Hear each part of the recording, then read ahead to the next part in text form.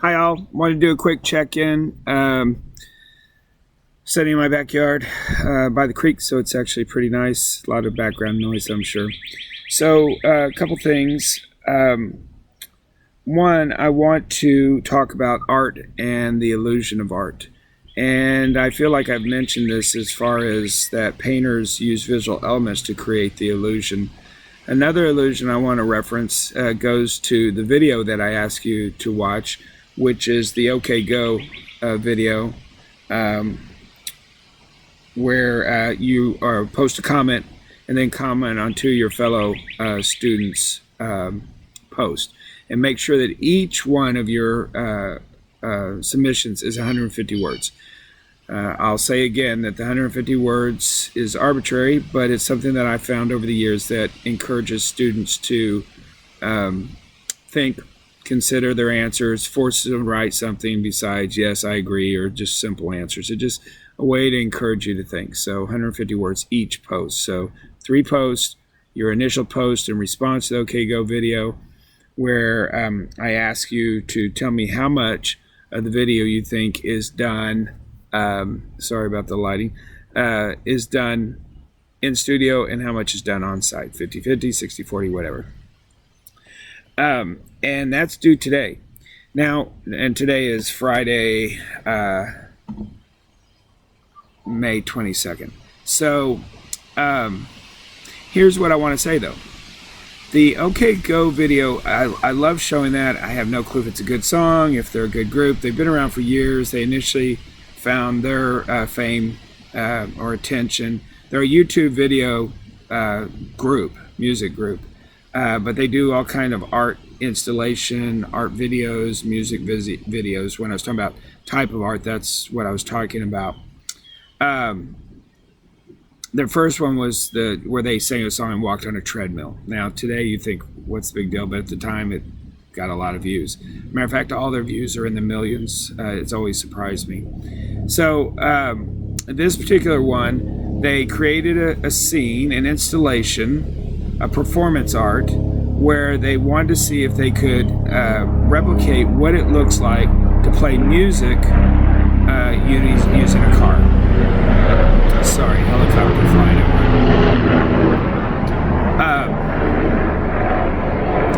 And so they're singing the song and they're making it look like they're playing the music with the car.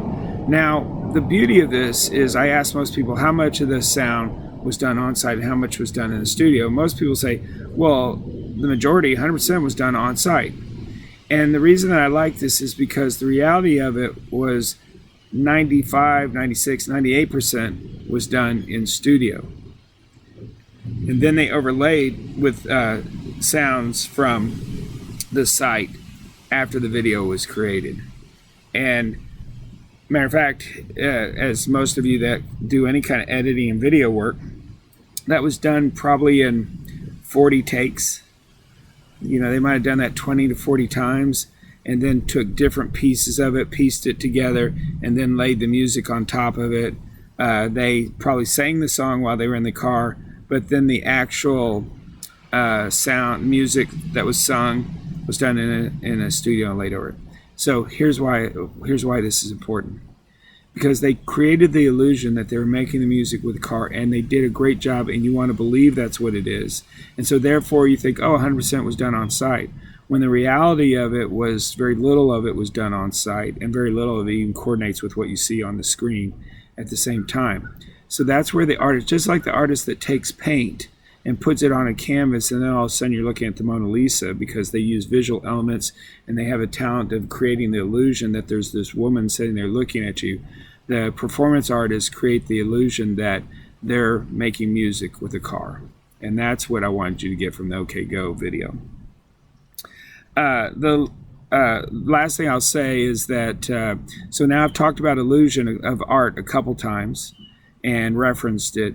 And so your third writing assignment is art and illusion. So my goal, my hope, is that you'll have a textbook of some sort, whether it's digital or another edition, or a copy of your roommate's art textbook, or the one that's recommended for the course. It does not matter. But that you read a chapter or two that talks about art and the illusion of art, and you get that scholars' opinions and insights on this subject, and you summarize it. You take out the definitions, you define what the illusion of art is from an art-centric perspective, specific to what I'm asking, and then you give 3 facts at the end. You summarize it, give details, and 3 facts about the illusion of art. And those can be random, they can be anything. It doesn't matter, as long as it's in semi-close to this subject matter.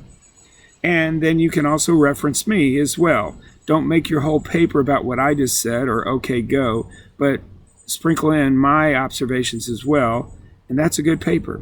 You guys have started getting them. I would say 75% of you, 80% of you really have got it down. You're doing a great job. So we kind of found our rhythm here. We're going. You guys are doing great. The writing assignment for number 3, Art and Illusion, is due on Monday. So Monday by the end of the day. I look forward to those. A couple ways that you can submit those to me. You can submit them actually as Addie pointed out to me today. She's been submitting, as I had initially envisioned, her work through the assignment. There's a place where you can upload your document, or you can email it to me. And it seems like there's one other place you can upload it, maybe through Canvas.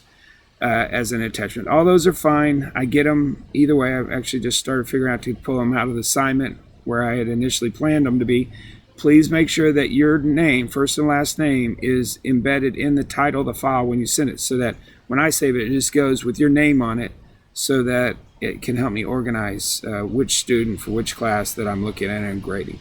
So, and I've kind of gotten where I'm not putting comments as much.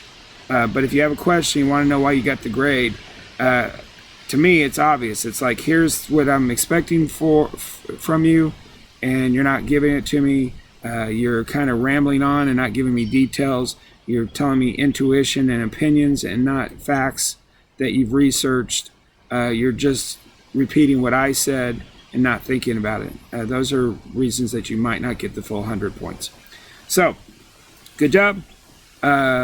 If you have questions or suggestions, comments, whatever, feel free to email me.